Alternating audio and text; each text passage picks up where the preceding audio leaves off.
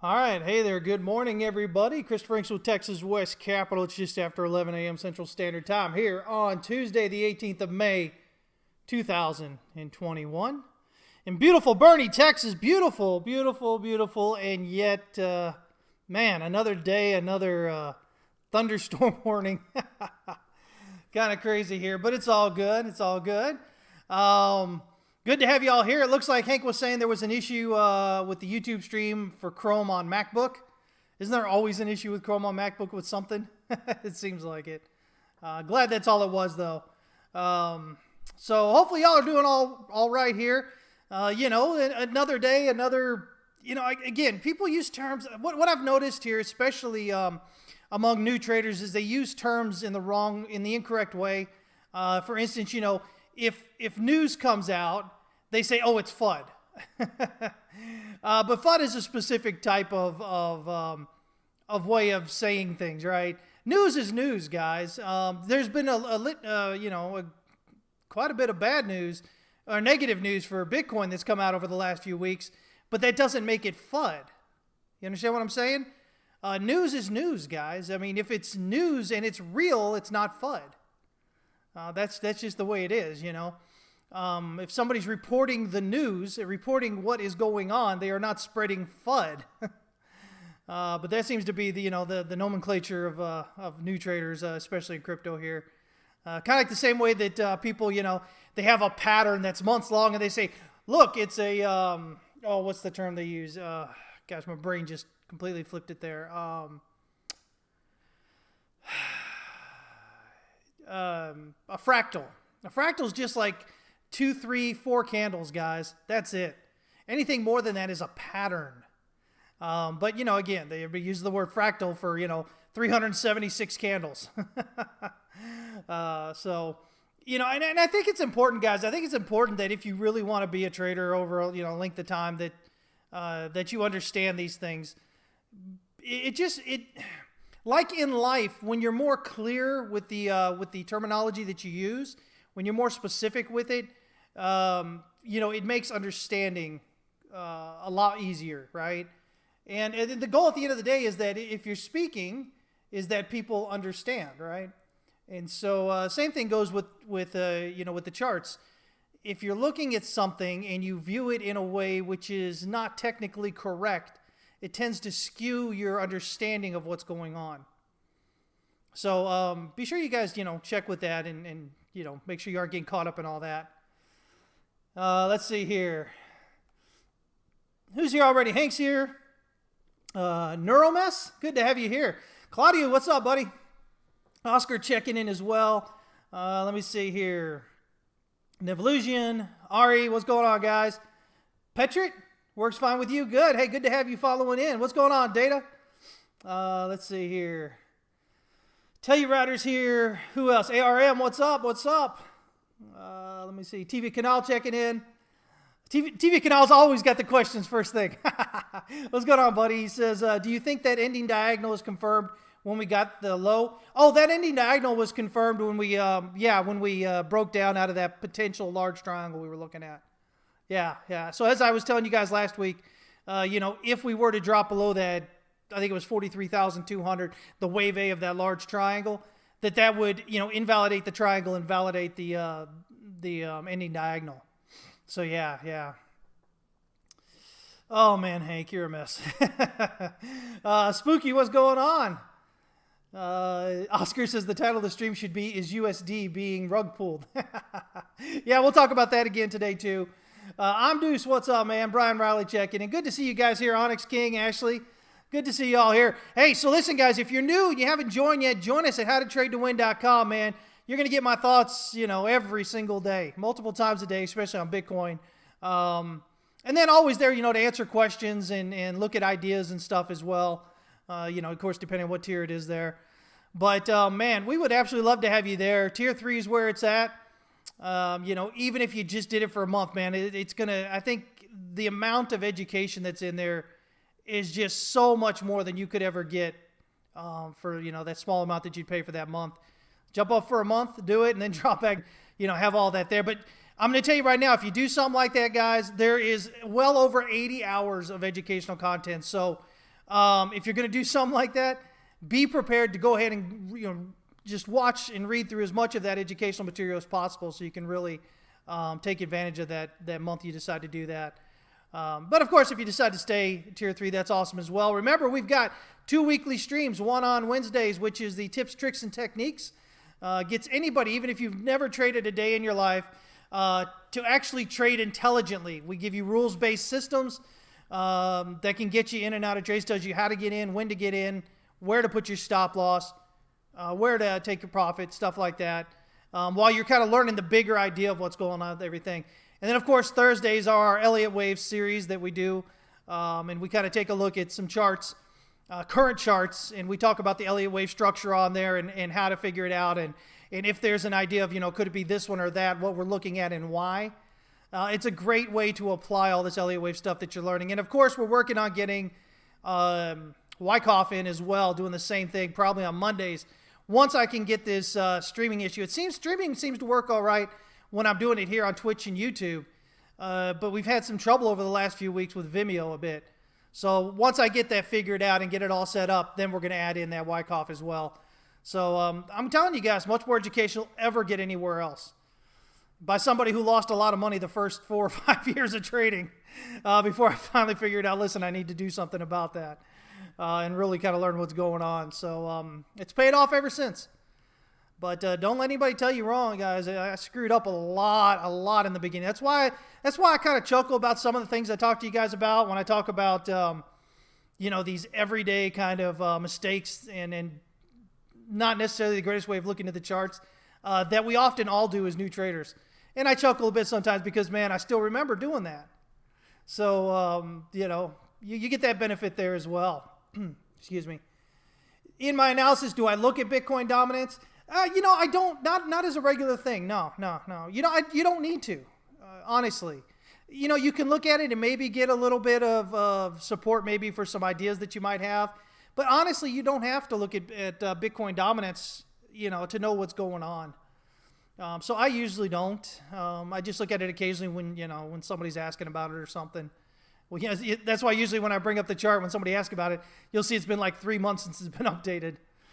Because I don't normally make it a habit of looking at it too much. So yeah. Oh, let's see here. Then I can't read if that's a D there after there. Oh no, the Notorious. Oh, I got you. Okay, hey, what's going on, man? Good to see you. Is that an MMA reference? Is that Mr. Notorious himself? Is that what you're referencing there? Hey there, Chris Day, Silvio. Oh man, I can't read this one. Is that Side Damage? Good to see you guys checking in. Jake and Play, man. Hey, good to see you, buddy. Says, Discord is beyond worth it. Guys, I can tell you that all day as well, but now you see people that are there telling you the same thing. It really is a great group of people. The thing is, most of the people that are in Discord with us don't really say a whole lot. Sometimes they'll message me privately or whatever. It is what it is. It's okay. It's fine. It's not, you don't have to speak if you're in there. Now, I think everybody, including you, is going to get more out of it if you are, speaking and kind of putting out ideas and asking questions. But don't ever feel like you have to. We've got a good group of core traders in there who are always chatting back and forth, and you can absolutely pick up a lot watching through it every day there. So yeah. Hey there, King Crypto. What's up, man? The Notorious it is? Yeah, man. I like him too. He's a brash little guy, ain't he?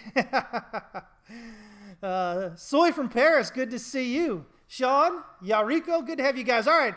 So like I said, guys, you could join here at howtotradetowin.com. We'd love to have you here. By the way, as always, I'm looking to talk about some things that I find online, but also to give you guys, free access to content and whatever that's really good, that I believe is really good. And so we'll talk about that here in a minute. One thing I want to talk about real quick here, Eric here, so we've had all this increase in prices. I keep telling you guys, inflation, I know government sometimes refers to it, and macroeconomics sometimes, economists sometimes, they refer to prices rising as inflation. And it's not inflation. Prices rising are just prices rising. Inflation is the creation of more of a thing. So, if there's inflation in the dollar, what it means is there are more dollars being printed and out in circulation and making their way around. But price doesn't do that. Price just goes up or down. There isn't more of price being printed or whatever, right? So price rising or dropping is really not, it's really, I think, intellectually dishonest to call it inflation. It's just a rise in prices or a drop in prices. And once we understand that, then maybe we can understand something about what Eric's talking about here. And he says the bulk of the ongoing upturn in growth / inflation has been centered around a shift to durable goods consumption, which is depleting the inventories, causing a surge in demand for raw materials at a time when supply chains were damaged. So basically what he's saying is it's just a product of this bottleneck. So the pandemic came in, everything shut down. We were then limited on inventories, right? For the longest time until things really kind of started kicking in back again, right? And so that shortage in inventory caused the price to rise. Not necessarily that there's more dollars. Do you see the difference in what I'm saying here than what people believe? People look at the rise in prices right now, they believe is, the rise in the cost of things they're buying being the product of, inflationary dollars. But I've continued to talk to you guys about the fact that you can print all the dollars in the world you want, but if they stay locked up and they're not actually actively circulating throughout the economy, then it has no effect on the value of the dollar. It can't possibly. You have to think about basic economics here, guys. If you've got 3 flat panel TVs, right? Or let's say you've got 5 of them, right? And you've got 3 people that want them. Well, the price of the TVs are going to come down. Or, I'm sorry. Let me try this again. If you've got 5 TVs, you got 3 people that want them, then the price of the TVs are going to come down because let's say you've got 1 seller for each TV, right? You want to sell them. So you got 5 different sellers, each with a TV, and you've got 3 different buyers, right? So those guys with the TVs are going to have to compete to get one of those buyers. 2 of those people with TVs are going to lose out, right? The other way of looking at it is if you've got, say, 3 people, each have a TV, and they're trying to sell, and you've got 5 buyers. Well, now the price of the TVs are going to go up because you have more buyers going after, right? They're going to compete until, you get the 3 that pay the highest price. They're going to decide that the TV is worth to them enough to pay that highest price. And so, when it comes to the dollars that are there, you can print, $1 trillion if you want, right?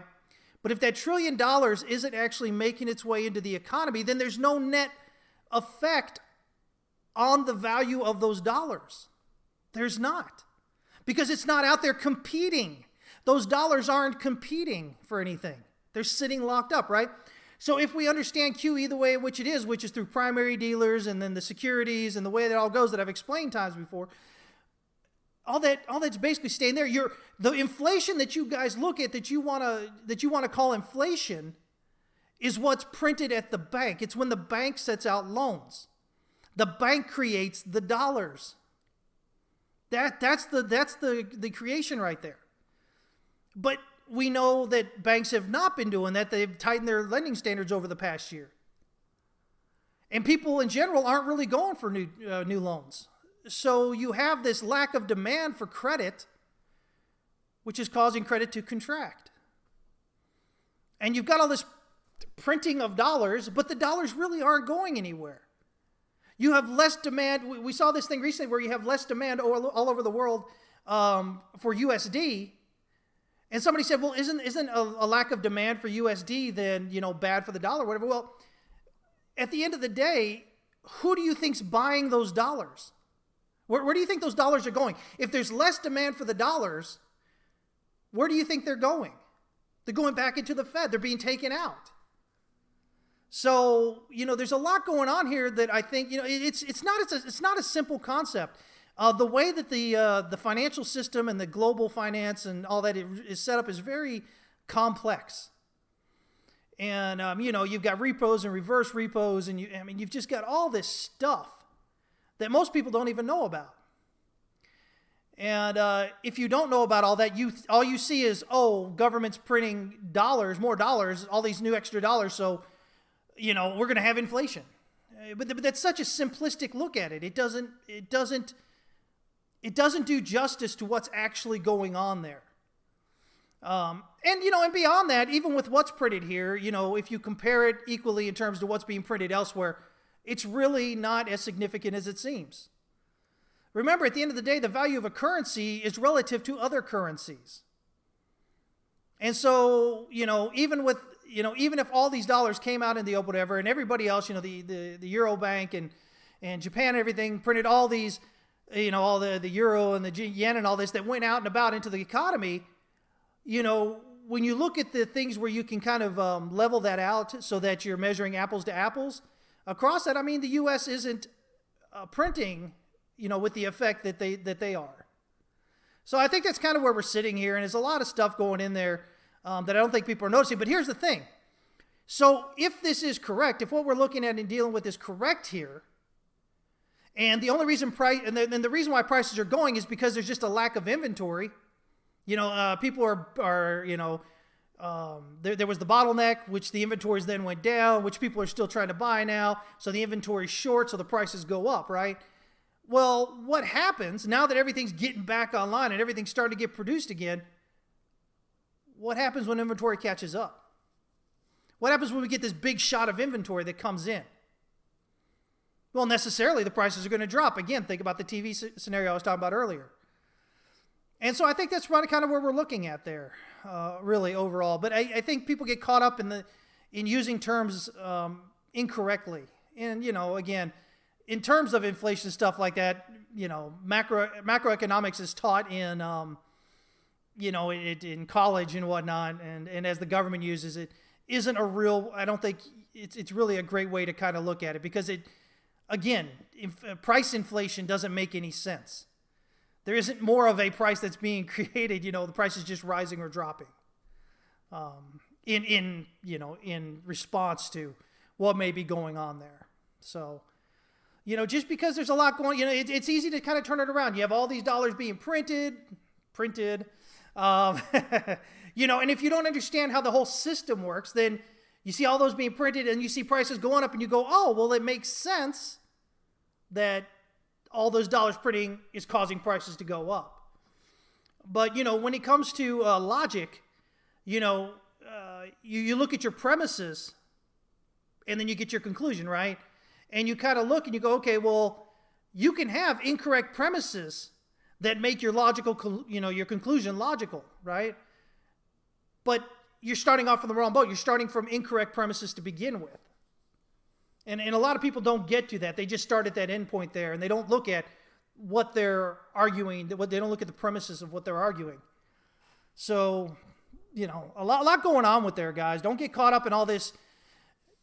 For the most part, let me put it this way. If you see something being said by the bulk of social media, you can pretty much assume it's probably wrong when it comes to economics. Okay? Again, people don't, economics, dismal science, right? People don't really enjoy it. I enjoy it, but I'm a pretty sick individual. But so just kind of keep that in mind there. The Notorious, what's up, man? He says, I want to say something. I joined a VIP 3 days ago, and I'm more comfortable with when the market is decreasing. Emotion is not good when you're trading. I'm going to learn more. Oh, hey, man. I don't know if I'm the Notorious, man, but I appreciate you, buddy. Thank you so much for saying so. Again, the whole idea of what we do there is we try to help you keep your emotions in check.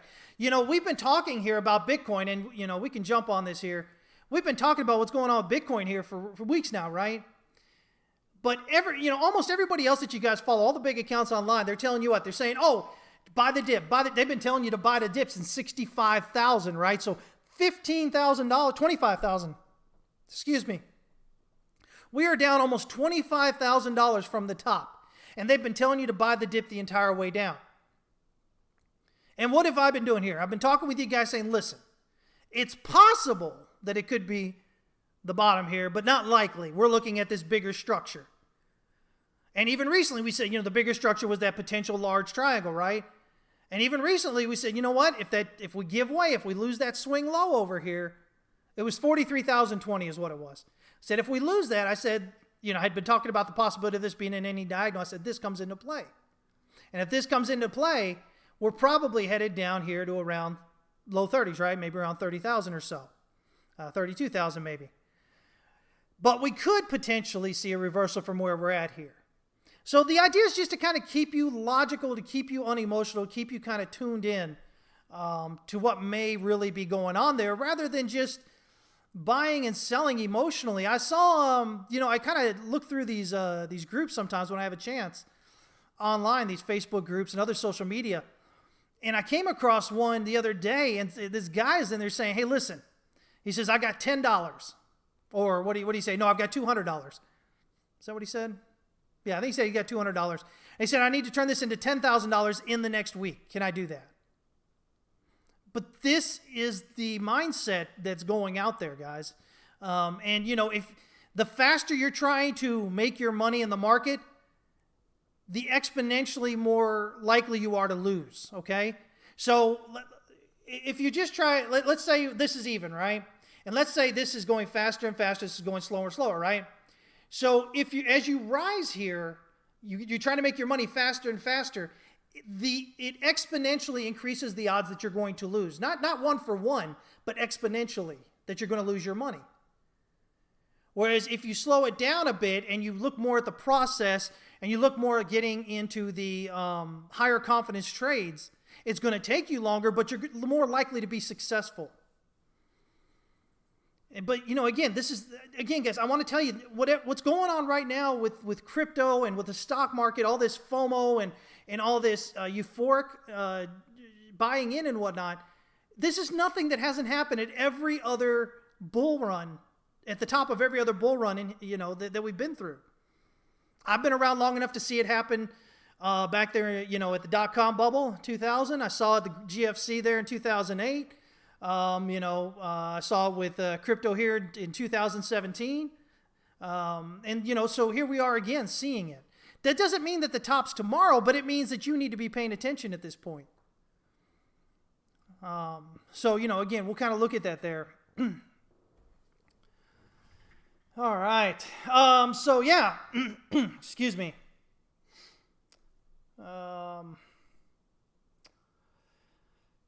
Okay. Let me see here. All right, so where are we looking at? So at this point here, you'll remember, I talked about how that we had these, pulled up these Bollinger Bands on the weekly, and we were sitting above it here. So last week sometime, I guess last week sometime. And I said, well, looking at the possibility of this being an ending diagonal here, and when you have an ending diagonal, usually your target is where the diagonal starts. And then we looked at that and we said, well, that's also the 38-2. So there's some, confluence there. And then I said, well, we've got the Bollinger Bands here. And I said, usually when you're riding Bollinger Bands, you get 3 out and then you come back, right? So if you look here, you go breakdown 1, breakdown 2, breakdown 3, then back up. And now we went up, right? It's going up with breakout 1, breakout 2, breakout 3, and then we're topped out, right? So we should look to come on down here now. And then if we looked at the Bollinger Bands, we noticed that, this was actually a bit lower here. But nonetheless, coming up here to this area, right? Coming up to that 382. So there's a lot of confluence in the idea that, that we might follow back to the Bollinger Band lows before potentially heading up. And that just gives us confluence with everything else we're looking at. But until it happens, we can still potentially see some movement up here. But let's see where we're at. So if we jump here to the 1 hour, whoops. And I'll show you what we've been looking at in Discord. So yesterday in Discord, we were kind of looking at this, and I said, all right, well, maybe we might have a double bottom here. If we get a breakout above the swing high here, that'll indicate that it is. Got a pattern target up here at around 49,565. And that would be a good sign that the bottom may be in, right? But we really need to get above wave 4 up here.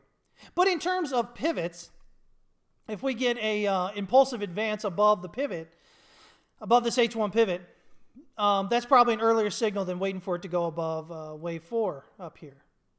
Because pivots, if you're moving up impulsively through it, especially after coming down and almost, retesting S1 as support, does it, right?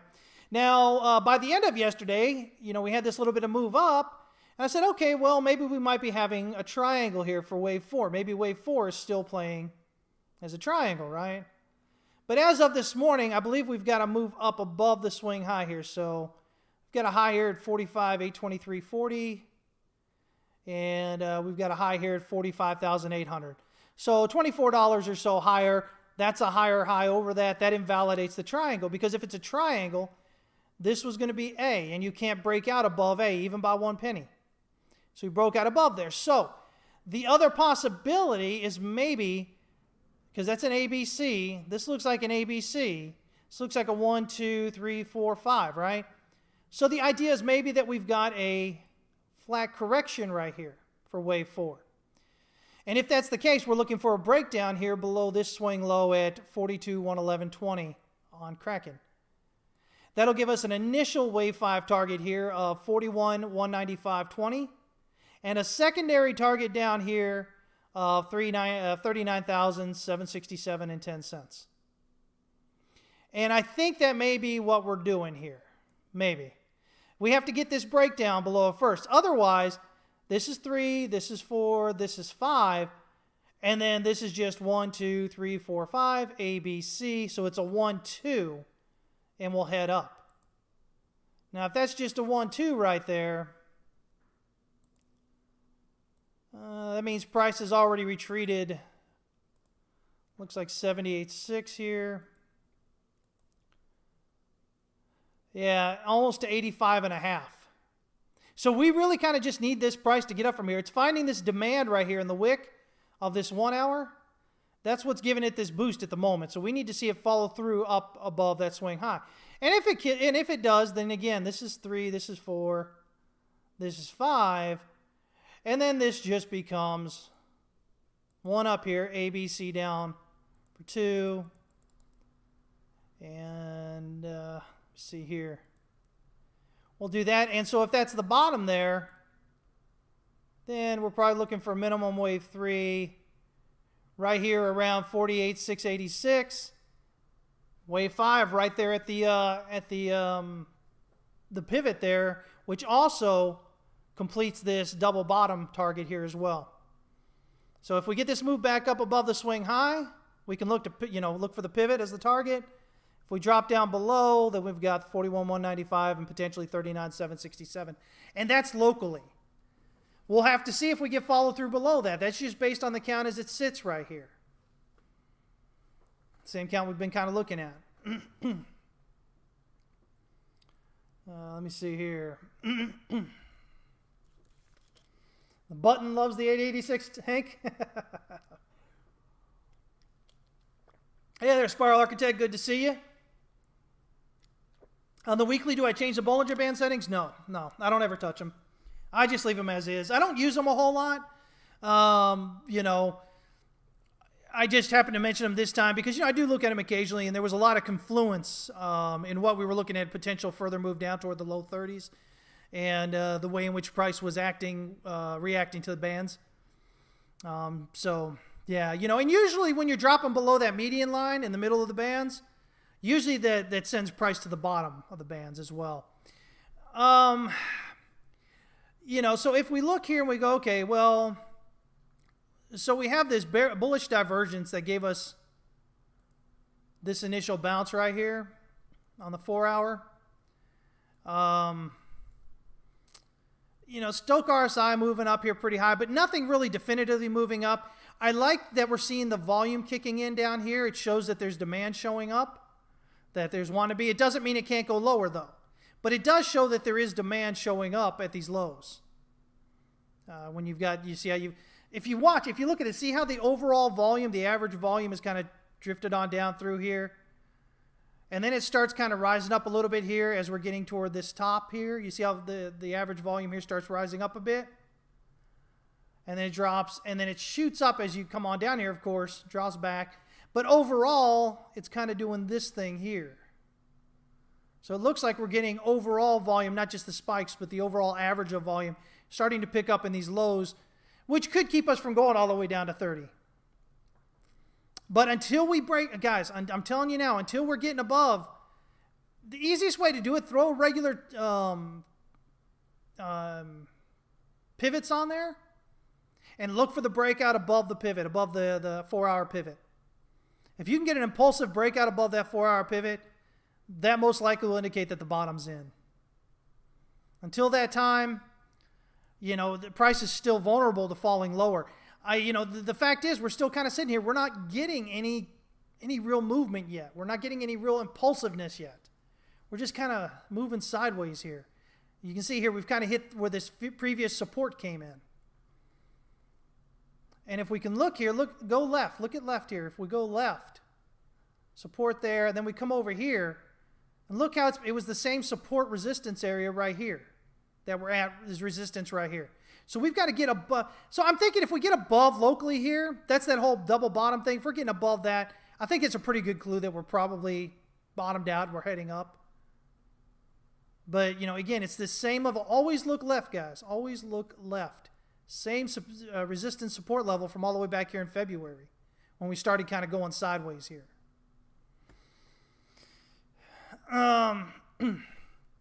Excuse me. So, I've talked about, I think I mentioned last week that I'm getting these 2017 vibes. And I say that because I was there in 2017. I was paying attention. And what I mean is, those of you who know my story, I started, moving some of my stuff from Forex into crypto in January of 2017, right? And so it was around May 20th, something like that, that I started mentioning people. I said, listen, XVG looks good here. I had bought some at 7 and 10 sats. I'd bought some other things like, there was some music token. I can't remember what it was then. I bought as well. I think Redcoin, I bought Redcoin at that point as well, and I think it was about 18 sats at the time. And I was saying, this looks like a good time to buy here. Looking at some great things, things are going to head up, right? And so within the next month, by the time it got toward the end of June, XVG was up to 249 sats. It topped out up there. Redcoin had popped up to, again, it might have been the other one, but I think it was Redcoin that jumped up to, a few hundred sats as well. So there were a lot of good buys in that time. But, I got this same feeling about this time, that these were BTC pairs, by the way, guys. These weren't USDT pairs. These are BTC pairs. And so, that happened up there into July or whatever. And then we got the pullback until until September. Then we started going back up for Q4, right? And so I'm getting those same kind of vibes right now. So I wouldn't be surprised to see, to maybe see some good boost here as this pops up over the next month or so. And that would align with the idea that, that Bitcoin here is going to print wave 5 of 3, right?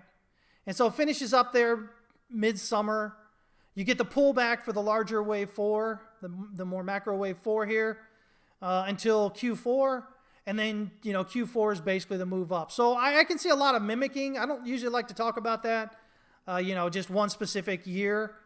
But having been here in 2017, I'm getting a lot of the same vibes from the way that the price movement's going right now. So we'll see if it plays out that way. But nonetheless, it would fit into this whole narrative that we've got, 3 coming up here. We'll finish, within the next month or two or whatever.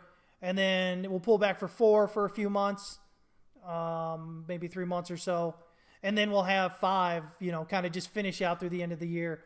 Now, remember, it doesn't have to have a blow off top, guys. It's probably going to, because that's usually what Bitcoin does. But it doesn't necessarily have to.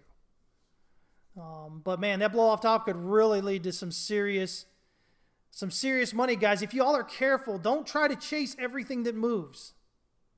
Don't act like a 13-year-old hormone-driven boy, at a strip club. All right. That's unfortunately that's what happens, and most new traders end up losing everything at the end of the bull run when they could have made so much more just by following a few as it was going up there. All right. So yeah. So we'll see what happens here. Now again, like I said, this has already been a pretty big pullback here, 25,000 off of 65. So, that's a pretty significant pullback. If we look at it 65 from 31, that's actually a 62,000 run, 25,000 pullback. I mean, you're getting pretty close to 50% on that pullback there already. So we'll see what continues to happen here. But for right now, we're going to assume that wave 3 of 3 is currently where it is, and that we're doing wave 4. Now, obviously, if we continue to get the breakdown, below 30, that's going to change things. That's going to change things a lot. But as long as we get a reversal from here, especially from here, or even from the low 30s, that should keep the whole idea of a third and a fourth in and a fifth still coming with it. Wish you'd been 13 in Texas, apparently. Yeah, Hank, you're saying this looks like the 2019 top pattern, went sideways forever and then dumped. I don't know that it went sideways forever. I think it seems like maybe a lot in hindsight. I think we had a shorter term distribution and then we had a redistribution lower, if I remember correctly. Let me see here.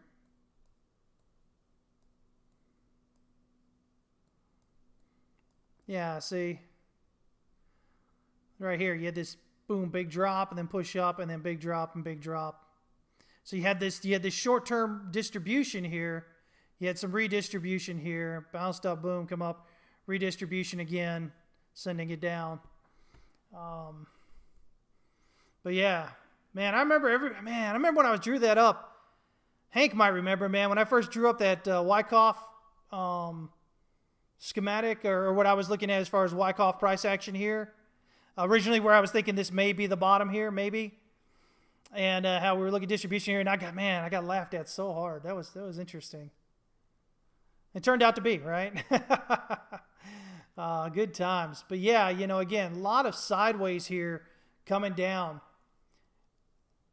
Oh, 2019. Yeah. I said it out loud, Hank, and then there I was looking at 2017, right? Yeah. A lot of sideways here. Yeah, you have this full distribution going on. A buying climax, automatic reaction, secondary test, show of weakness, last point of supply. Go back down here, last point of supply, break through the ice.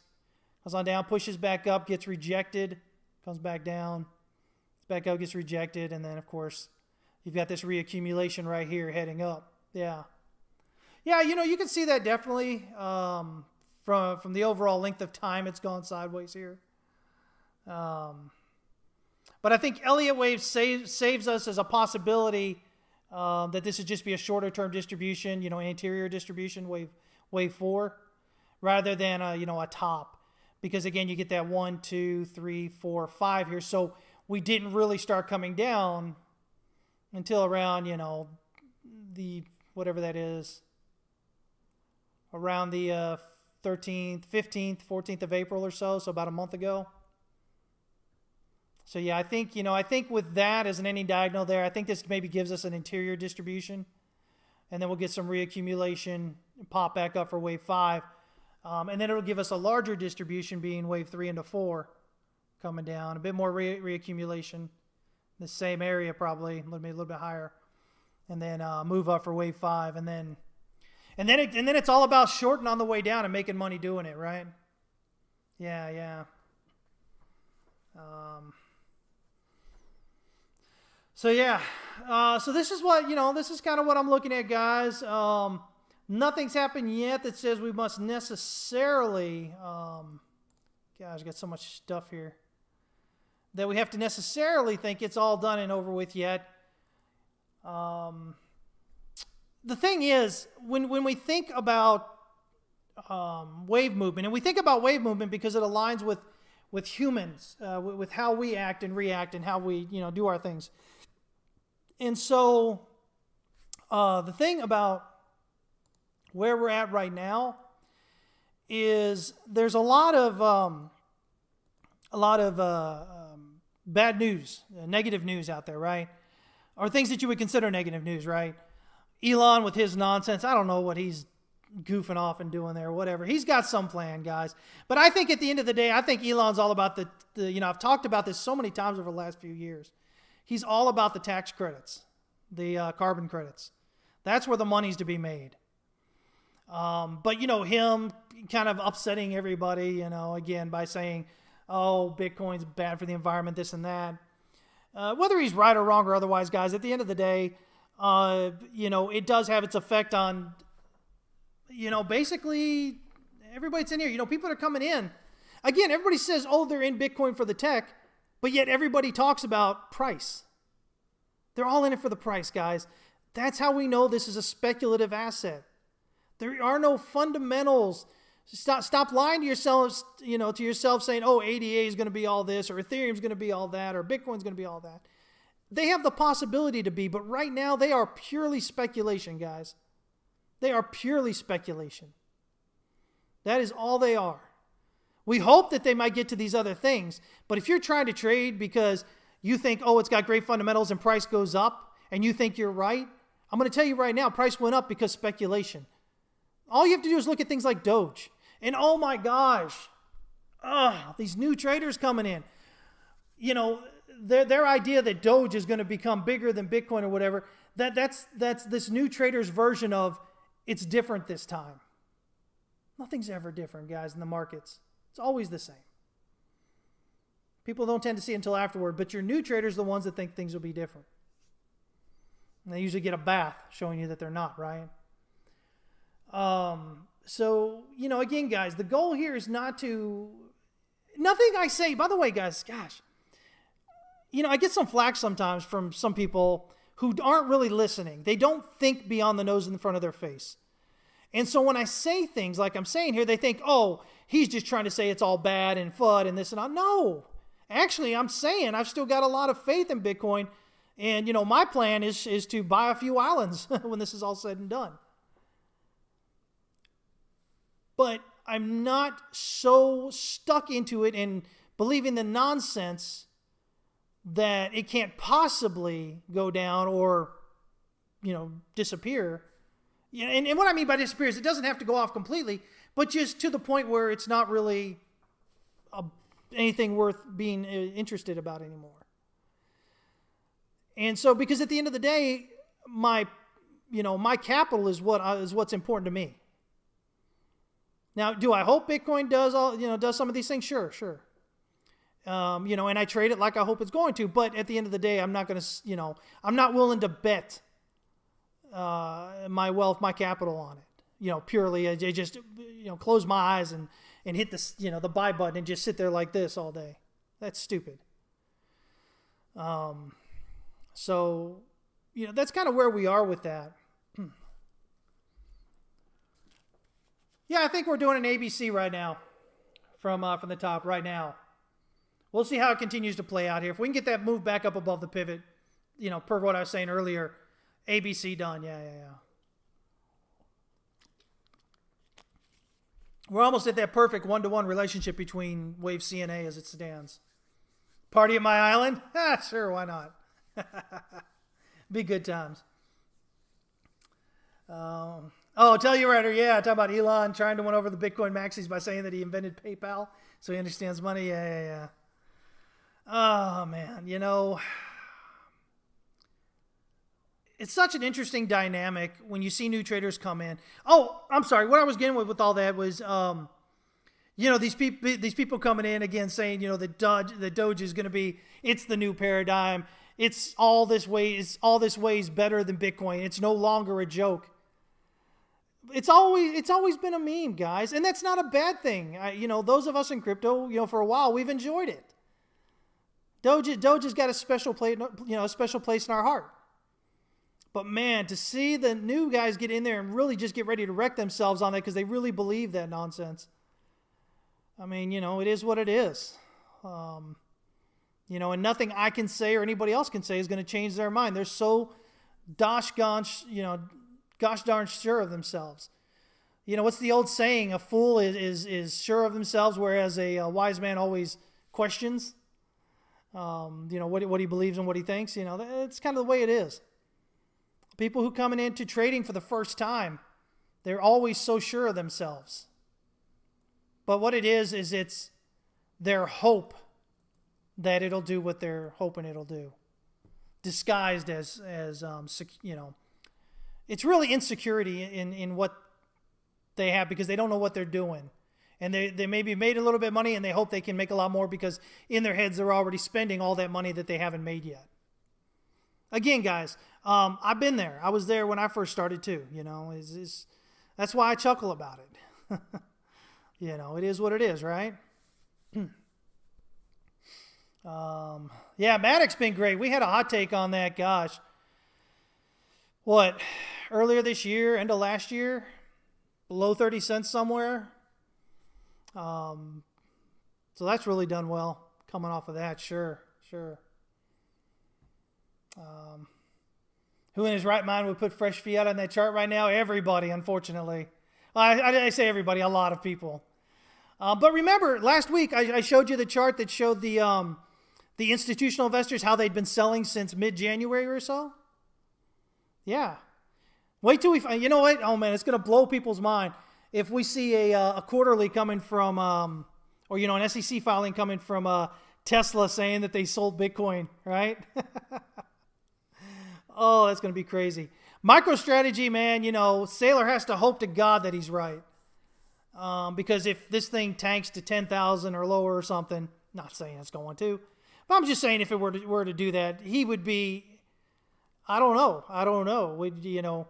That would have to come, I think, with a larger economic downturn, kind of what I've been talking about. And at that point, does he have anybody left in his company? Does everybody not sell out of his company? Because it's bad enough if you're in the, if all you are is doing what you do and the stock market dumps on you, and everybody's trying to sell. But if the largest part of what makes you who you are now is all of a sudden Bitcoin, and Bitcoin's also tanking, I mean, that makes people run away twice as fast.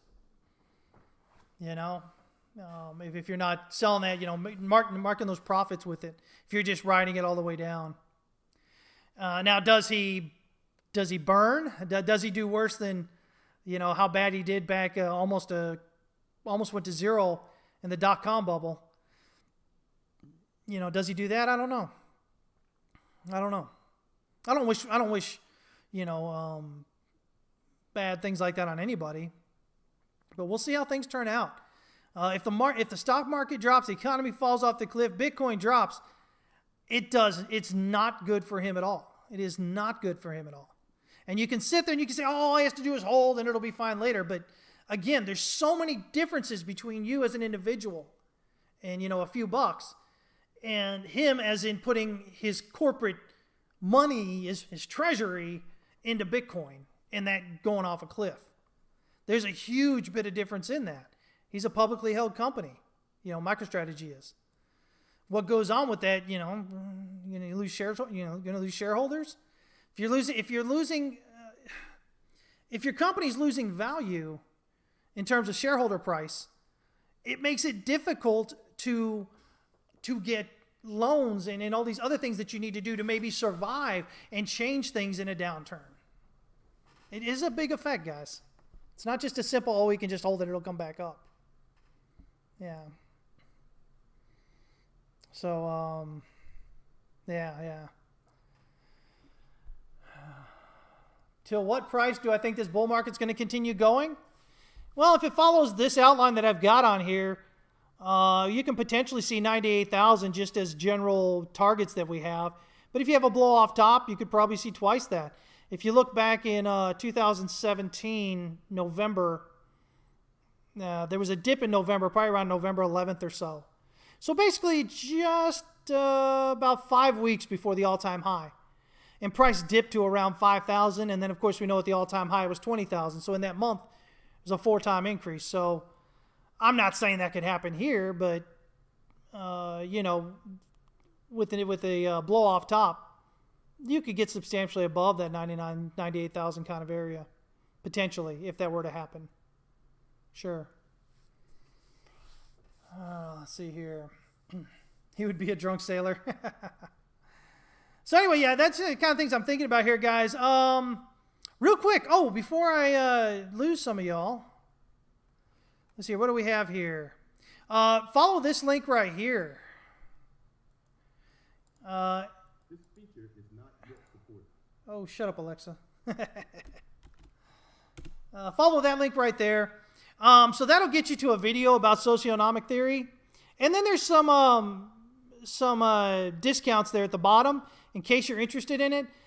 This kind of idea is really, it was that thing I keep telling you about that took me, my 25 years of trading to kind of come to the idea that this is what's going on. And it happens to actually be a thing. So I was pretty excited when I saw that. And I bought Prechter's book, Socioeconomic Theory of Finance. You guys have seen me talk about that here before. And then they've got the Socioeconomic Institute there as well. And so I'm a member of that. And so if you guys want to join me on that, you've got discounts at the bottom of that page on that link there. But it'll help get you out of this idea that markets are moving because of news. News is already priced in. And you'll understand that more as you go through socioeconomic theory a bit. But it's just a clever name for the way I have come to understand how markets work, which is why I'm a big, huge believer in it and what it is there. The other thing you guys can do here is, let me see here. I think I had another link for you guys too. Yeah, this right here. You can get the April Elliott Wave theorist. I think it's usually like $100 or something a month for them. But if you get this one right here, that one right there, and that'll give you this most recent April Elliott Wave theorist. So even if you don't necessarily believe in Elliott Wave theory and whatever, you can get some understanding maybe about the price action in a few markets here and what's going on. Get a little bit deeper understanding with that. But use the code TXWC for this one. And that'll get you the free one there. You won't be able to get it without that code. How do I feel about Litecoin? I think it's the only one that hasn't really broken out yet. I still hold Litecoin. I think it's going to follow out. We had Bitcoin do its thing. Then we had Ethereum go and do its thing. And I think Litecoin's got to come, I think, still. So I'm looking to get long on some leverage with that, probably. Man, I haven't been fishing out of Medina yet, man. Wish I had time, man. Our weekends have been so bad weather-ish here, and then of course I've been, back and forth there, Tennessee, the whole family thing. On the weekends now, it makes for some very, very long weeks. So I haven't had a chance to head out there yet, but hoping to get some done, maybe sometime this summer. Let me see here. What's my link to the free trial? To what free trial, Sean? What free trial are we talking about? Let me see here. So anyway, those are some things we kind of got going on there with that. Doge hasn't really changed anything, guys. We're just getting a pullback here. Zoom in a little bit. 1, 2, 3, 4, 5. A, B, C potentially. So maybe we've got a 1, 2 here and heading back up. We're trying to find support around the pivot, which is a good thing. We've got an uptrend in RSI and Stochk RSI on the 4-hour. 1 hour reset down and oversold. Looking to make that breakout. Daily, of course, down there as well. Daily, we had this hidden bullish divergence. We got higher highs in price, or higher lows in price, lower lows in the RSI. That kind of gave us this boost up here, and now we're just kind of hanging around this daily R1 pivot, so looking to make that move up higher there to get up there. So I think the count still looks good there right now. So probably still going to be heading up there. DXY, again, guys, I talked last week. Not holding out a lot of hope about it, holding this January low at the moment. I've updated the count here. There's still the possibility we could be having a bit of an ending diagonal here, maybe. And so that would look like a wave 3 is done here, maybe a wave 4 pulling up to around 90.2, 90.25 or so. And then get you a wave 5 down here around the S2 4-hour pivot around 89.5. But this right here, the 89.209 is the invalidation level. And as I always say, when you're getting that close to it, the odds are you're going to drop through it. But until you do, there's still possibility. Right now, 4-hour, pretty decent bullish divergence here in oversold on the 4-hour. So this could get kind of interesting. Of course, bottomed out, Stochc RSI. Daily is the only one. Daily's kind of just sitting here. It's been hovering across the top of oversold here, but pretty high up still. So it's got a bit it can fall before getting in there. Stochc RSI itself as well, not down, and it bounced out of here, pushed up. It's just kind of doing this thing where it's not really making any real movement. It's just kind of hitting halfway here and coming back down. So the daily, as I've been continuing to talk about, still gives us quite the possibility of maybe heading lower there. If we do, I don't necessarily think we're doing any huge move down. Again, looking for it probably to end pretty close to this level up here. Maybe 88.9, maybe right here at the S2 pivot around 88.76 or so. Potentially.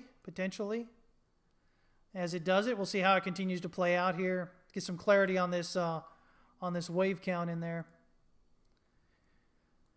1 hour, of course, dip down and oversold here, moving back up, but then not much movement. A lot of movement with Stochc RSI, telling us there's a lot of demand's having to fight hard and not getting a lot of traction out of it. We've got this descending resistance coming in here, which may just kind of hold it all into keep it from heading much higher there out of that. But again, at the end of the day, nothing's changed from anything we've been looking at. There's always been that possibility we fall lower unless we got above, way up there, what would we say, 94.741. So I'm not saying we can't, turn here and head up. It's definitely possible, and it would definitely take people by surprise, which could give it a strong thrust up if it were to do that. But right now, we're so close to that invalidation level. I'm not necessarily holding my breath for that to happen. So, yeah.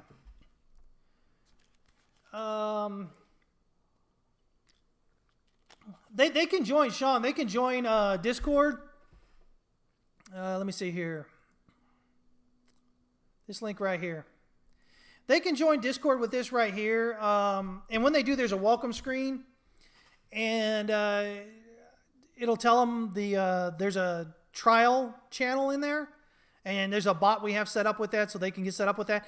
It doesn't give them a whole bunch of channels, but it gives them an idea. It gives them like the Bitcoin channel and stuff like that. But it does give them an idea of the kind of interactivity we have and, the kind of information we put out there and whatnot with that. Let's see here. Why do I think the DXY will bounce here? I didn't say. Oh, where it is? Oh, at that lower area? For me, let me zoom out here a bit. Let me see, which one is that? Is it the monthly? Yeah. So this right here is this monthly supply structure which flipped to demand, okay? From back here on February of 09. And of course, February of 09 was right before we had the low. We had the low up here in March. So, I guess, technically, if you wanted to, you can maybe do something like that right there at the EQ. But I like pulling it back here a bit. So this is where we had the 2009, the GFC, the bottom of the stock market, and then it turned. This, as you can see here, you had when we first had it, we had a push up into there and got rejected. Then we just sliced right on through it. Now, when you have this, when you create a resistance like this, a supply structure like this, and you zoom right on through it, that supply structure becomes demand, as you can see here. And we bounced off it. So, looking at the EQ is usually a pretty good place to look. Now, if you wanted to be a little bit more specific based here off the February of 18 swing low there, you might even see it get a little bit lower here toward the EQ of that.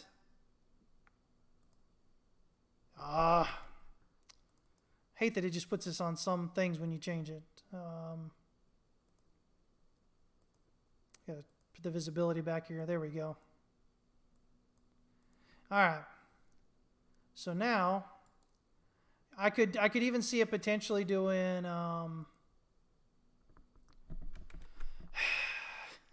sorry guys. Oh, let me get this here. There we go. I could maybe even see the EQ here of this demand structure sitting in the wick here of February of 2018. That would get you right there around 88.6.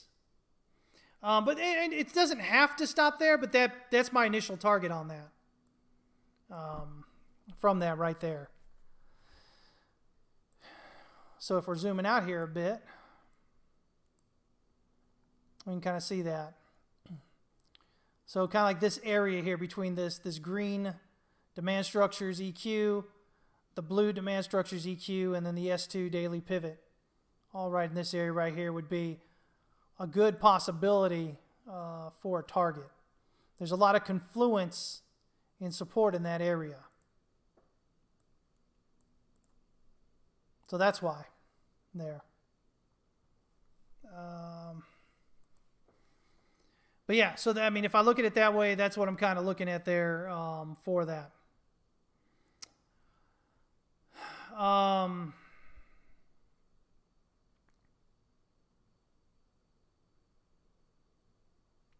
You know, I've been looking at ways of how do we count this. You know, actually, this could still be wave 4 here. I was looking at maybe this becomes wave 4, but you know, this could still be wave 4. And then you have a 1, 2, 3, 4, 5 is an ending diagonal. As a, you know, ending broadening wedge here. Descending broadening wedge, sorry. But yeah, I mean, you know, we could potentially be seeing something like that even. And that doesn't mean it has to stop there. It could continue lower there. But in, you know, in counting what we have going on here, it's definitely a possibility.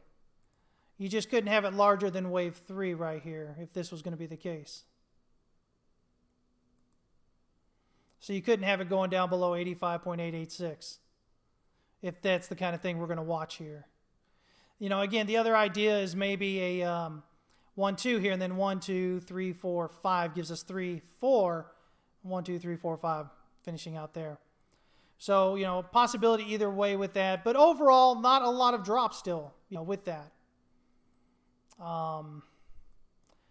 Does that align with everything else? I mean, if we're looking at, you know, what's going on with stocks, we can jump in stocks here. Let me see here. Stocks. And of course, stocks not doing too well, right? Where are we at? So if we look at the NASDAQ, let me see here. Pull it up. All right. So for the NASDAQ, this is what I'm kind of seeing at the moment. So I've got this as a 1 down, 2 up. We've got a B, and then a 1, 2, 3, 4. Looking at a 5 here. You know, maybe done here, but I was looking for it to get up here toward maybe the 50%. You know, it could even do the 61.8. If it does the 61.8, it fills in this gap right here. As you notice, this didn't fill in this gap right here. So, you know, I'm kind of torn at the moment. I can definitely see the possibility. If Bitcoin's going to take off, you know, pull a 2017 on us, then I could see this whole thing that's going on here maybe just being, instead of wave 5 finishing up here, this all just being part of wave 4. So again, maybe ABC down, ABC up, and then 1, 2, 3, 4, 5 as an ending diagonal. And then we still have wave 5 to go.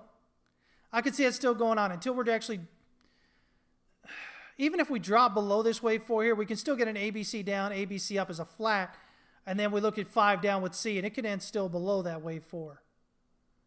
But right now, either way, it looks like we're still heading lower overall with the NASDAQ. There.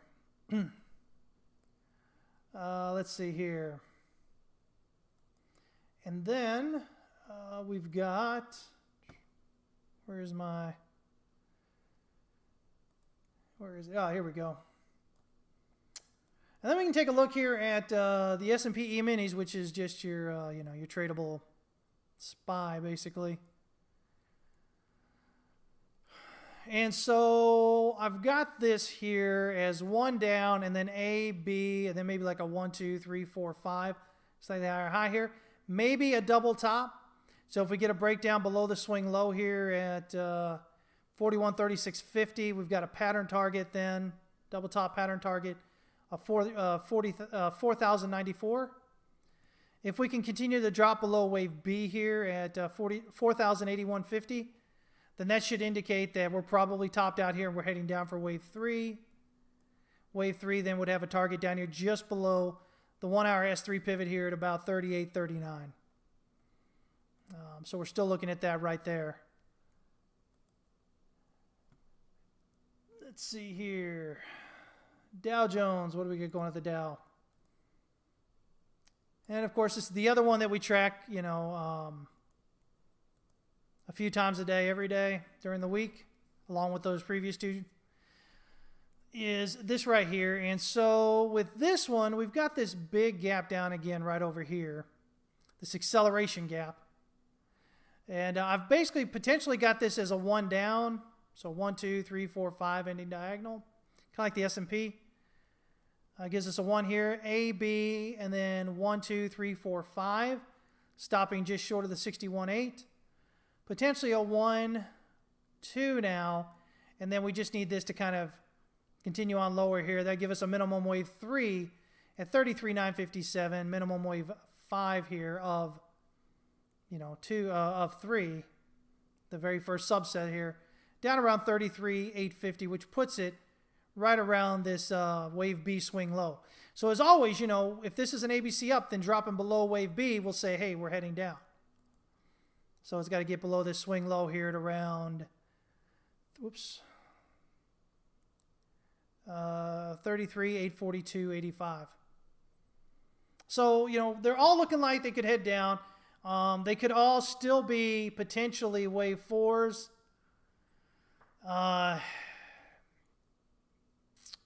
This one's a bit tougher as a wave 4 because this wave 4 is sitting right there. Let me zoom out a bit here.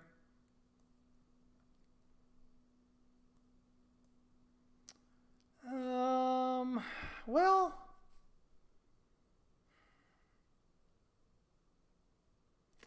see if this is going to be my wave 4 over here. There's the wave 4 I'm looking at right there. There we go.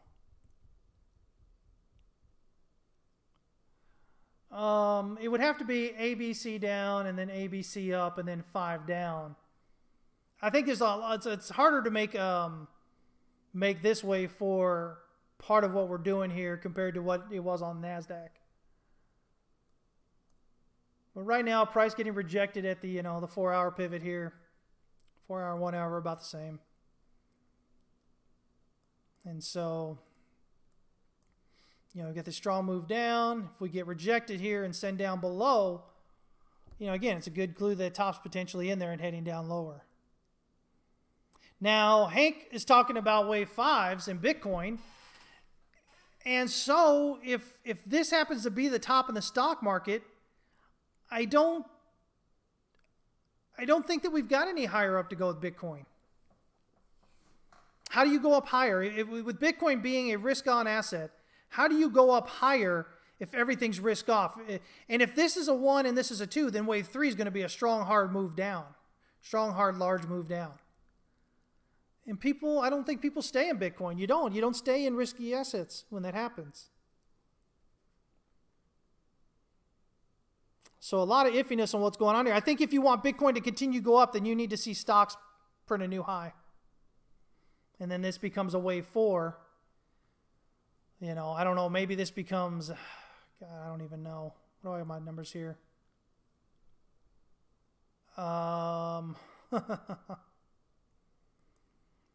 Yeah, maybe we move this down and this becomes a, I said it's going to be right here. It's going to come down.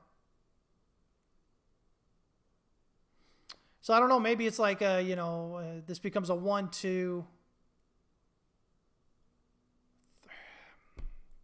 See, it looks like 1, 2, 3, 4, 5. I mean, it looks like that. So maybe it's a 1, 2, 3, 4, 5. But then you have to go back down here and keep fixing the count, changing the count there to make that kind of fit in, which is still possible. But for right now, I guess if you're bullish on stocks and everything, the fact that you bounced here at the pivot is a good sign.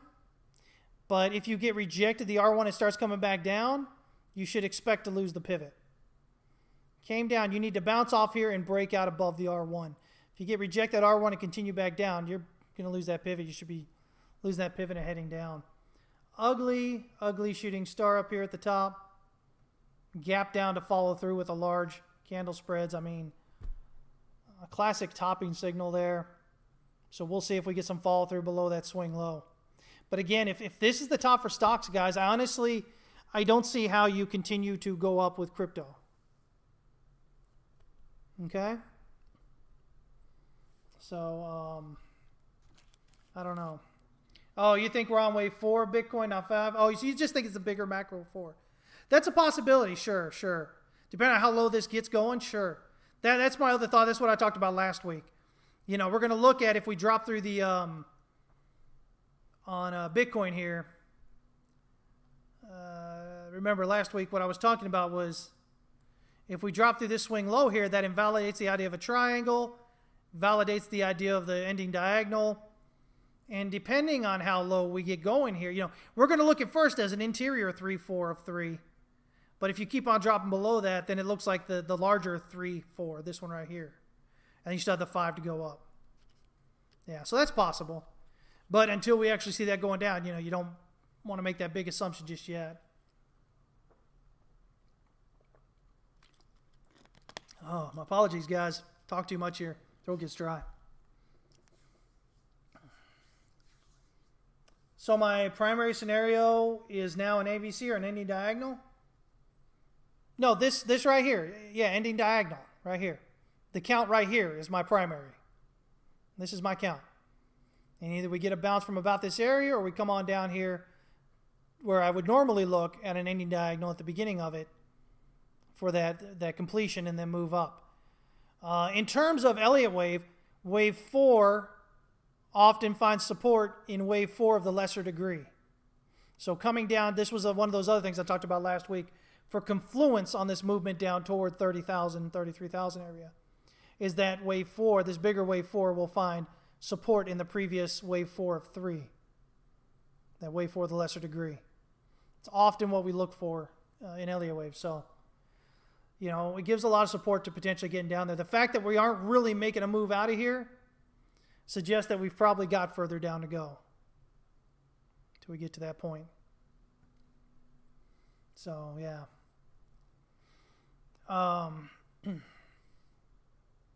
So anyway, that's what we're kind of looking at right now.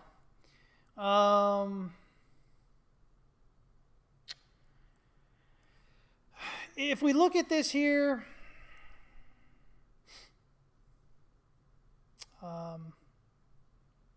zooming in, it depends on what you look at when you zoom in there. But it looks like Hank wants this to be a complex correction here. So you'd probably look at this as a W, X, and then this would be a Y. So this would be A, 5 down, 3 up for B, and then 5 more down for C. Is probably how you'd have to look at that.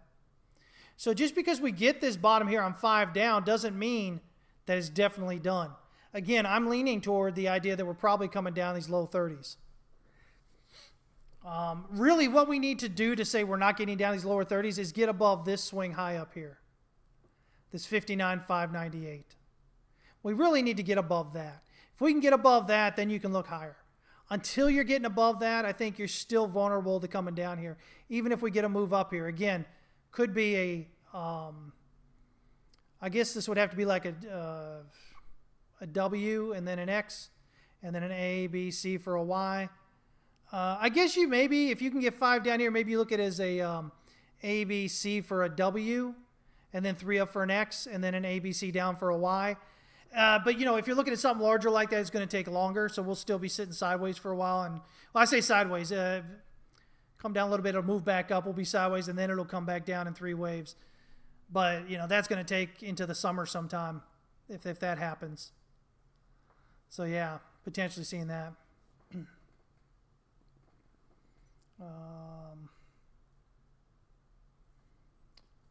What would confirm the degree of the 4th wave? It would depend on you know, how far it's going down. Right now, you've got a 38.2 right here on this interior 4th wave of 3 at around 30,269. Now remember, I'm also using, in this case, I'm using, in case you guys are pulling this yourself, the fib levels based on log scale, because we're talking about moving from basically 9,000 to 65,000. That's a huge move. So, you know, and with that, of course, wave 4 comes into wave 4. This is a big thing. Wave 4 into the wave 4 support. Those of you that have been following my charts for any length of time, you might or maybe you haven't noticed, but that's usually what we see. If we see it continuing to break down below 30, then I think maybe we can make the argument that it's the larger 3-4, that it's this larger 4 here, because at that point, if I just pull something real quick here, let's see, maybe we do it up there. We take this out of here, log scale. At that point, you're looking at the, let me see here, 38.2 right there to 22, or even a 50 at 15.8.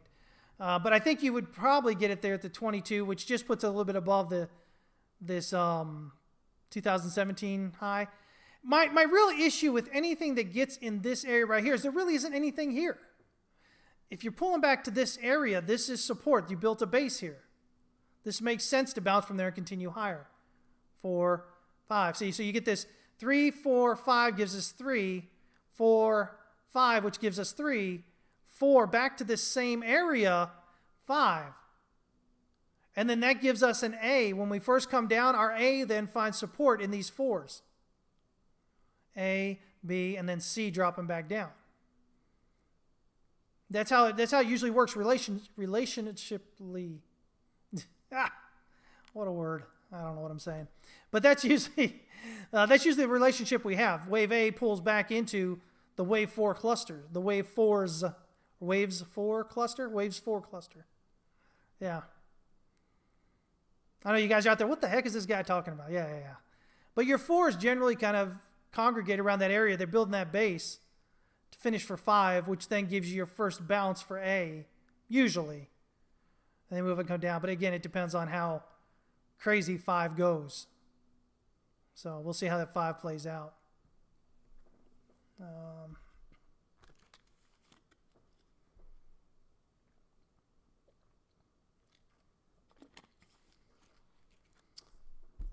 Let me see.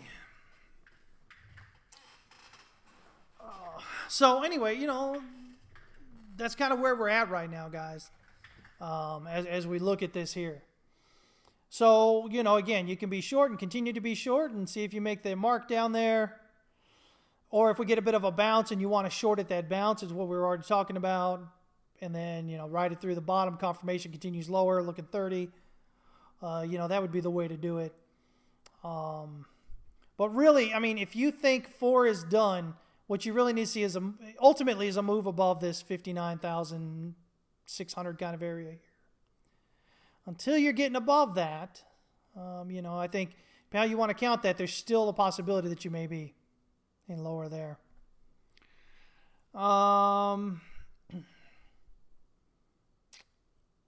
You know, there was, I don't know. You know, I really kind of like the idea of this ending diagonal here.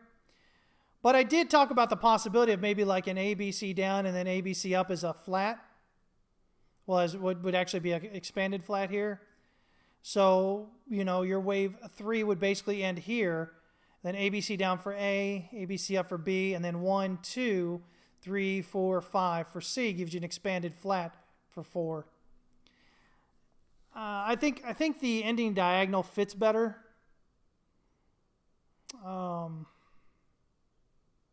But in either case, even if it was to be that, you're still looking at that low 30s area as a target on that. So yeah. I mean, I just think, until you're getting some signal to go higher there, I think, you really do kind of have to watch that long or that lower, the short. We were looking at potentially a bullish divergence here on the daily, but as you can see, we locked in a lower low that rides right in, agrees with price here, so nothing going on that as well. You know what? Let me check something here. I haven't checked OBV on here in a while. Let's take a look at that. Yeah, OBV is kind of agreeing with price here. OBV is not continuing to push up, so you've got an agreement with OBV and price right now. So I think we potentially hidden. I think we're probably heading lower overall. I think doesn't mean we can't get a bounce and a move up and then continue lower, but OBV is agreeing with it right here. So is that China news old news being brought back up, or was it the Chinese government releasing new information? I haven't had a chance to check on it yet. I just saw that a lot of people mentioning it. Either way, the charts have already told us that it was going down, right? So whether you were looking at a triangle where it came down and started going sideways, you're looking for an ending diagonal, which it was going down. In either way, the news is already, that's what we mean when we say the news is already in there. Price action was already doing that. So it's not causing, a directional change in the chart. The chart was already showing us moving in that direction. It's just, and so, I think I was trying to go to this earlier and I might have got off track. I apologize, guys. I've always got so much going in my head that I want to share with you. But right now we're seeing a lot of negative news. And usually markets don't end on negative news. Markets usually end, bull markets usually end on, rosy, like I say, unicorn farts and whatnot, right? But really, at the end of a bull market, usually everything is so perfect and nobody believes it could ever go down. It's not usually like we have now, where over the last few weeks we've seen, that's what I was trying to say earlier, where we've seen Tesla pull out, with Elon Musk and his nonsense. We've seen Square decide that they're not going to buy any more Bitcoin, at least not at this time. The China thing here, all these different things, all this news coming in. That's not usually the way the top is in. Like I said, the top is in this euphoric belief that it can never go down. We don't have that at the moment here. That's why I think this is just interior. Whether this is 4 of 3 or if this is 4, either way, we've still got more upside, I believe. We just have to finish with, the correction here. But all this negative news and whatever, this is usually what you guys will see at the bottom of the market. Just remember this. So when the market's at the bottom, you know to buy, right? You usually see all this continual bad news like this. And people are going to be so pessimistic and they'll believe that price can never go back up ever again. And then that's usually the turning point there. That's why you don't buy at those lows, right? Because you're worried. You don't believe it's ever going to go up. You think it's going to continue falling lower, right? And with the market being all perfectly euphoric and the belief that it'll never go down, that's why you buy at the top, right? This belief that you're buying in, it's going to keep on going up. It's just started. All right? So, yeah. Wave personality is a huge thing, guys. What people are thinking generally as these waves unfold.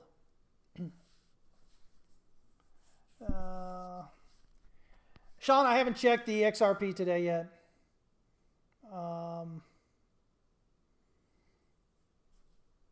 You're saying if Bitcoin goes for low 30s, do alts run or do they move down? I think it really just kind of depends on how hard it does. If Bitcoin drops suddenly and hard, I think it takes things down for a moment at least. If it just kind of inches its way down, I think it just continues to do what it's been doing.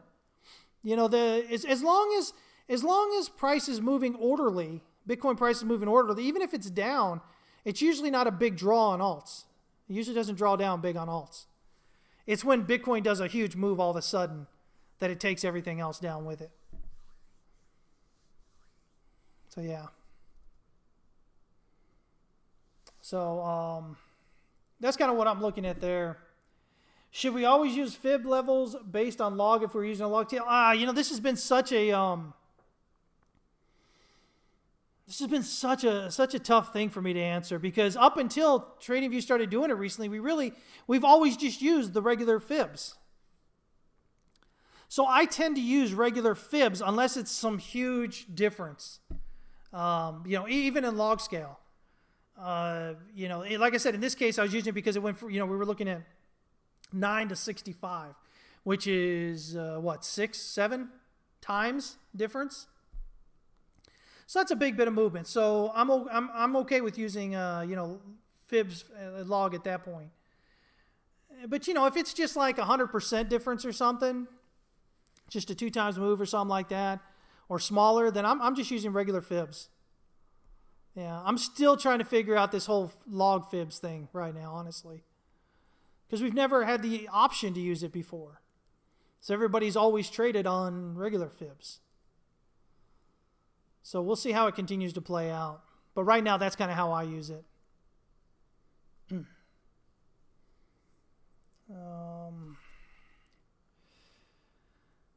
Let's see here. John says, idiots falling for same old China FUD. You know, again, I don't think it's FUD. It just is, unless they're not really doing it.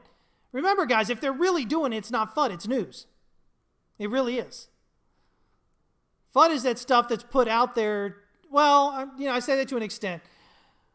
If it's really happening, but they're doing it to manipulate the market, so they're using that as FUD, then yeah, okay, that's a FUD thing there. But in general, you know, if it's news, it's real, right? And that's not FUD. But again, I don't think necessarily that's, you know, what it is. We've been looking at this, you know, the structure says down, right? It's said down since up here at 65. Now potentially a triangle, and then that got closed out, okay. So now we're looking at, you know, further down, but the chart still says down at the end of the day. The news just gives people something to attach to the reason why it's going down. Like I said, guys, price action and news happen all the time, all day, every day. And sometimes pretty big, and we ignore it a lot of times.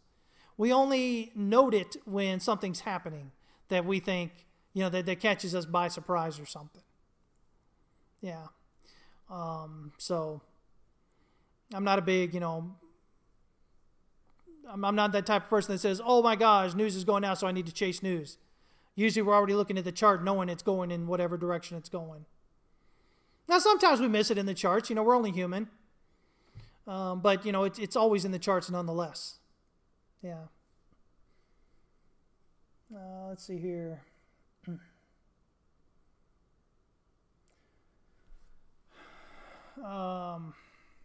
So anyway, yeah, that's kind of where I'm at with all that. But again, OBV is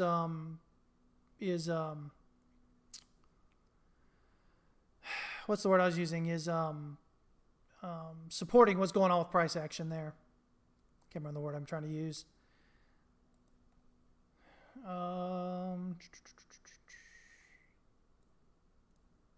Yeah, so even here on the 4 hour,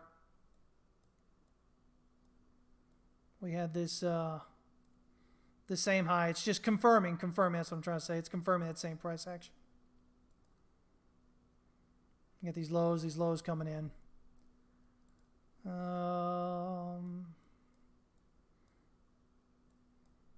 Even down to the hourly.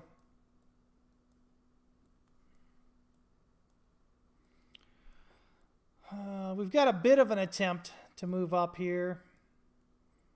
You can see how OBV kind of diverges here. Lower low or a higher low. We've got these lower lows here. But overall, it's still making lower lows at the top. So it looks like we're just getting, you know, some demand coming in, but not necessarily enough to reverse it and head out. Potentially it could do that, but nothing showing here that says it should.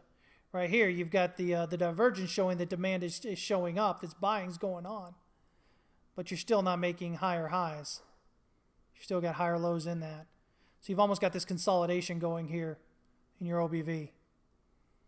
So until you've seen that breaking out higher there before price takes out higher here, you should still plan for potentially lower downside there.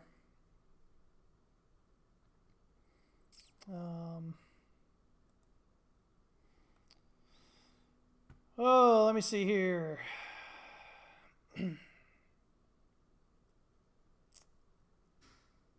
Not sure I really got anything else to show you guys. I can show you LTC real quick since somebody asked about Litecoin earlier. Let's see here. So Litecoin I've got possibly bottoming out. Litecoin's got the best movement so far. When you're looking at like Litecoin, Ethereum, Bitcoin, BCH, and whatnot, Litecoin's got the best move. And it looks like, I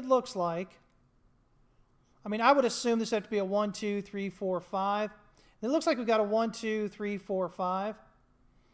And we got the breakout here of the channel, which should give us a pattern target up here of 385.33. Definitely want to see some continuation up through it.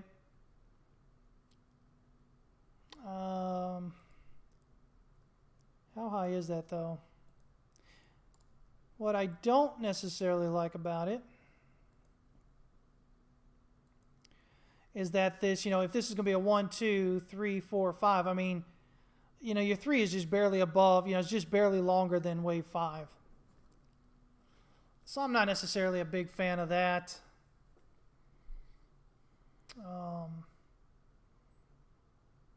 But we do have, with the Stochh RSI here, we do have this reversal from out of oversold here on the 1 hour. And we've got room on the RSI to continue pushing up as well. I would look for a impulsive move up through the pivot here that stays above the pivot.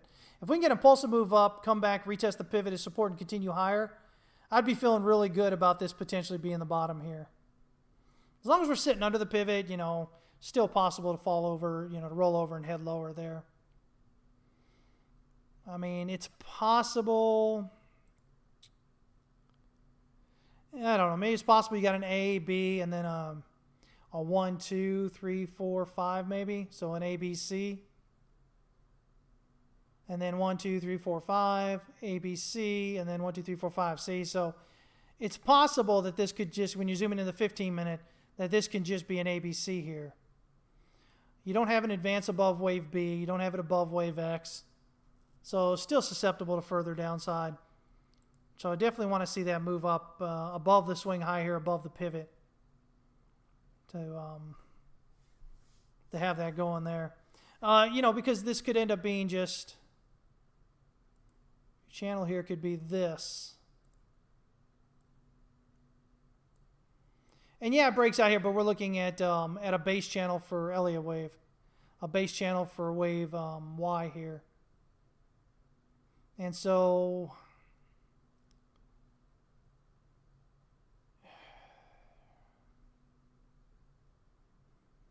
maybe Y becomes a WXY instead of an ABC. So yeah, you still want to see those higher moves up on that.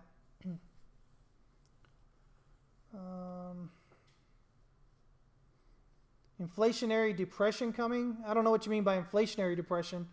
It'll be deflationary if it kicks in. I think, we could always look at the possibility of stagflation, but I really think that comes after deflation. I think the prices we're seeing now, as I explained at the beginning of the episode here, is a result of just the bottleneck that happened with the pandemic and then the demand afterward, causing there to be a demand relation to that price rising. I don't think it's related to dollars being printed by the Fed because, as I've explained, those dollars aren't actually really making their way into the public. they either stay in the Fed's vault for the banks to make the loans, which is where you would get your inflation that you're looking for. And what's not left there is basically going to, the primary dealers, who then, use that. That money then goes into their playing with the stock market, which causes, what we talk about often is asset inflation, which is not really, it's just asset prices rising.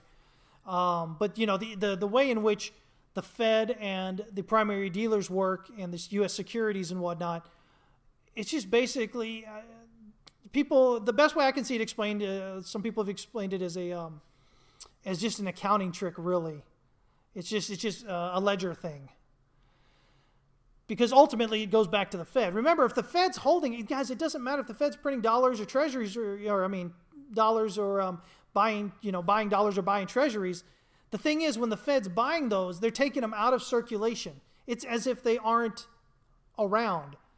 So again, the Fed can print all the dollars that it wants, but those dollars aren't making it out into here. And you say, oh, but Chris, what about all those stimulus checks?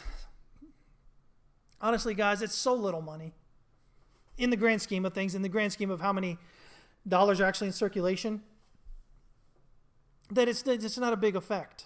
What we do know is people aren't interested in taking out loans to the extent that they used to be. And we know that banks are definitely not interested in making loans to the extent that they used to be. They've tightened their lending standards over the last year plus. And so if you have banks lending less and people less interested in taking out loans, then the inflation you're looking for is not happening, because the inflation comes from the dollars that are printed at the bank, the dollars that are created in the bank, the fractional reserve banking.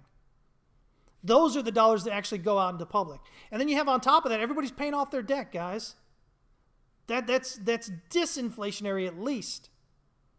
But really, it's deflationary, when it comes down to it. Because, if you're paying off debt, again, you're taking those dollars, right? And you're sending them back to the bank. So the bank has those dollars now. They're not coming out into the public. So you're taking dollars out of circulation, basically. So if you have people paying off debt, sending their dollars back to the bank and whatnot, and you have the banks making it more difficult to get loans and people not really wanting to get loans, generally, then you have people sending dollars back, which decreases the number of dollars that are out there, and you've got people really kind of refusing to take loans, which again is disinflationary in the least. You have to have people taking out loans and not paying down their debt. Now, I don't mean going bankrupt, having their stuff go to what do you call it? Foreclosure or something like that. God, I can't think this morning. Or this afternoon, I guess. Yeah, that's not what I'm talking about. What I'm talking about is people just paying their debt as it's due, not getting ahead, not trying to pay it off. And then you need people taking out more loans, more credit. That's how you get the inflation that you guys talk about all the time. It doesn't come from the Fed, what the Fed's printing, because that money doesn't make its way really into the public. As I've gone through and kind of shown you guys. So yeah. But what about overly optimistic lending now that y'all think the virus is over? What overly optimistic lending? I don't see that happening anytime yet. Could it happen? Possibly. But I still don't think the banks are too excited about it right now. Because now the talk is the economy overheating. And so, and if the economy's overheating, then interest rates have to rise, right? To slow down, right? So if the interest rates are rising, why would banks want to loan right now when they can wait a few months and loan at much larger, much higher potential interest rates? So, there is that there. Yeah. Like I said, guys, there's a lot of ideas going on here. The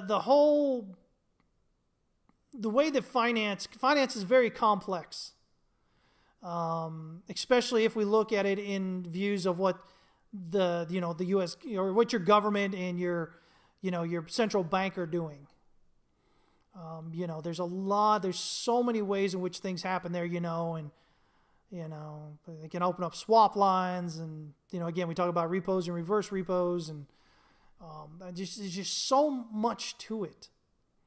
But I don't think there's really ever just a real simple answer, other than as long as the banks are not really lending and people aren't really going to get loans, that has a minimum of a disinflationary effect. If people are paying back their loans on top of that paying back of the loans is deflationary. It's taking dollars out of the system and sending them back in the bank. Now, if people are paying off the loans and then the banks turn around and loaning that money back out, well, okay. But they're not doing that yet. They haven't been doing that. They've just been kind of taking them in there. Again, I think the prices are just due to the bottleneck that happened during the pandemic when everything shut down. Demand was still there. People were still buying online, right?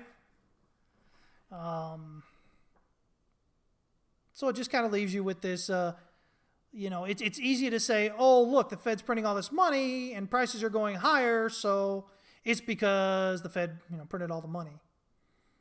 But, again, Fed doesn't print out that money and send it out to you and me.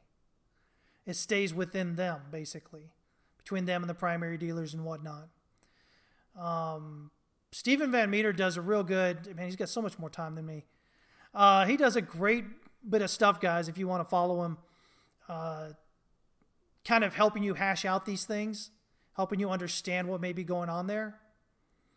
So if you're really interested in learning more about the deeper inner workings of the whole financial system and the banking relationships with the Fed and primary dealers and all these things, the laws that say, how much banks can hold of what type of debt and, all these different things. I mean, I think it's a great place to start. It usually makes it pretty easy to understand.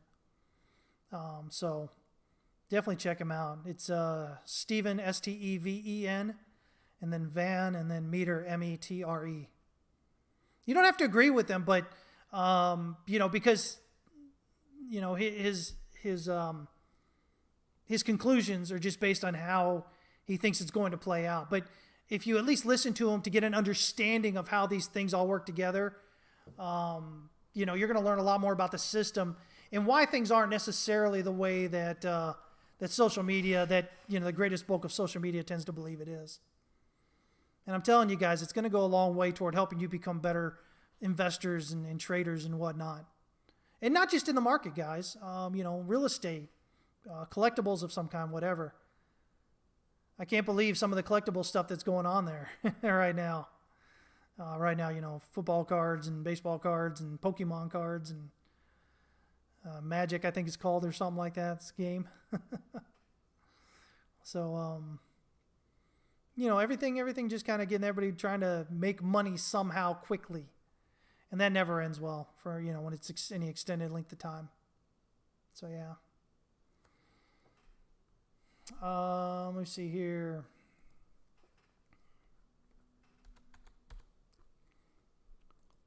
What do we got with XRP here? I think somebody was asking about that.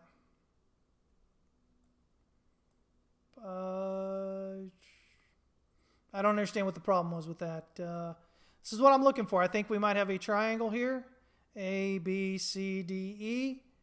And I think we're moving up toward, the pattern target is 2.42391. It might actually make a push up here to the R5 though, since it's so close, which would be 2.53. And then you may even see it if it gets there. It's so close to this supply structure up here, it may try to hit this 2.78. You might get some kind of big blow off trying to do that. But this count, I updated this count recently, and this one kind of keeps XRP in line with what we're looking at in terms of Bitcoin and everything. The idea that in Bitcoin and whatnot, we're working on that wave 4 for the wave 5 of 3. This one, it would be done. Looking for a move up there. So, yeah.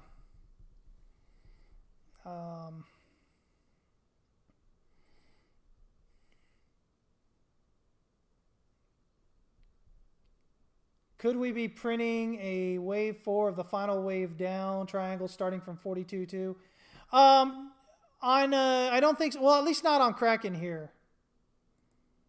I was looking at that last night. I mentioned to Discord it was a possibility, but we got a higher high this morning. So this would be A, this would be B, this would be C. C cannot go above A, but we do.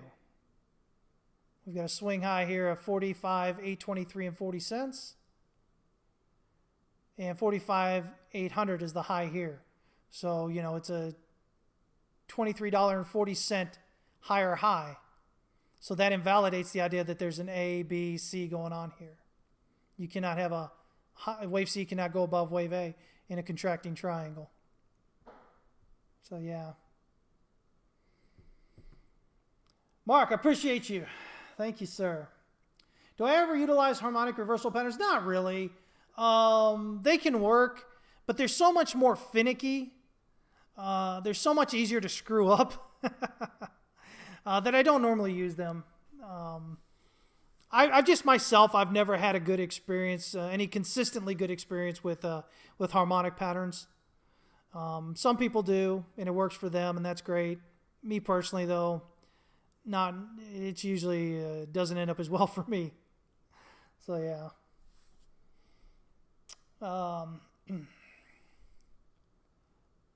So that's what we're kind of looking on there. Again, XRP, looking at to continue up here. We've got a reset down and oversold on the 1 hour.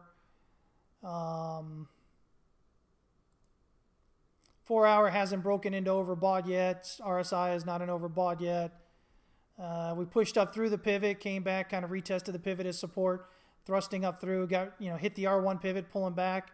We should look for it to continue up there. At minimum, all wave 5 has to do is get above wave 3 here at on Kraken. This is 1.96598. So it just has to get above that in 5 waves. That's the minimum it has to do. But again, we usually look for the pattern target here based on the widest part of the triangle. And so again, that gets us a target then back up there around 2.42. And then, like I said, with the thoughts that you might have some extension pushing up, get into the R5 pivot, and potentially even the supply structure swing low down here. So potentially up to 2.78. I mean, and if it's going to get up that way, there's always, that it could maybe even get up here around 3.06 at the EQ. But I believe this is fresh supply here. Yeah, see, nothing's tagged into it before. So usually if you've got fresh supply like this, you'll hit it and get rejected. You won't usually make it up up to the EQ. Your first hit into this fresh supply, usually just hit it and then get rejected. So that's what I'd be looking on there.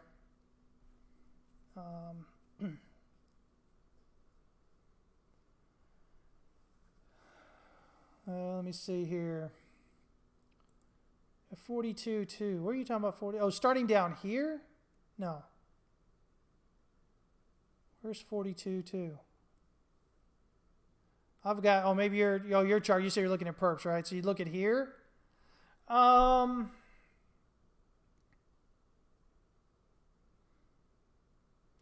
No, because you've got overlap here, so this would have to be an ending diagonal. If it's an ending diagonal, it has to be ABCs.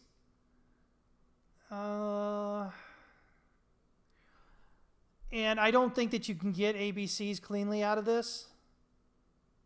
So this would have to be a 1, 2. This would have to be a 3, and then your 4 for your triangle would have to be here.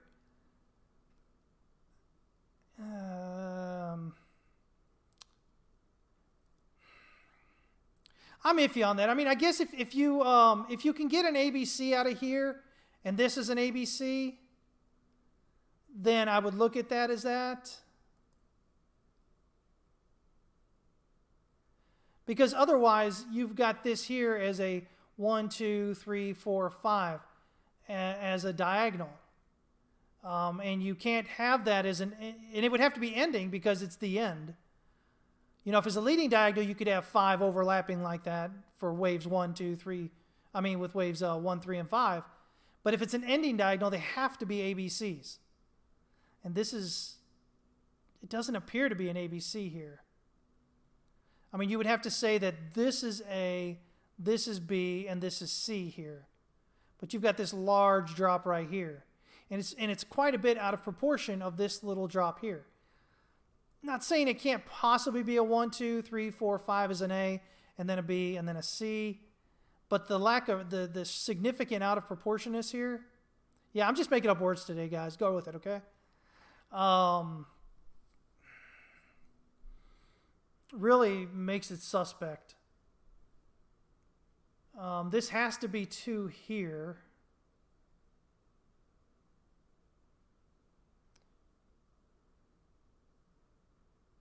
Yeah, I have a tough time getting the ABCs out of that, to do that there. No, the top I was talking about for XRP would just be wave 3, not wave 5.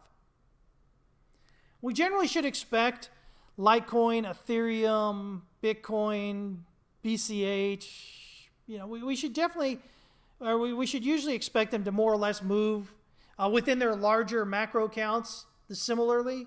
So, you know, if Bitcoin's getting to 3, then we should kind of expect the rest of them to kind of be at 3. And, you know, then I'll pull them back for 4. Now, that doesn't mean they all have to reverse at the same time, but you're looking for that bigger macro count to generally stay in line.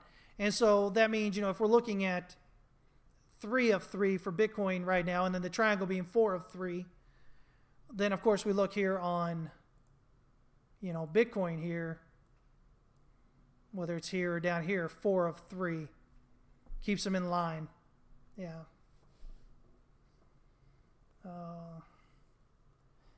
Expanded flat for 2 there on XBT gets a tag at 1618 on the next wave down. I don't know what you mean expanded flat for 2. I don't know where you're talking about on there. Sorry. Do you mean this right here?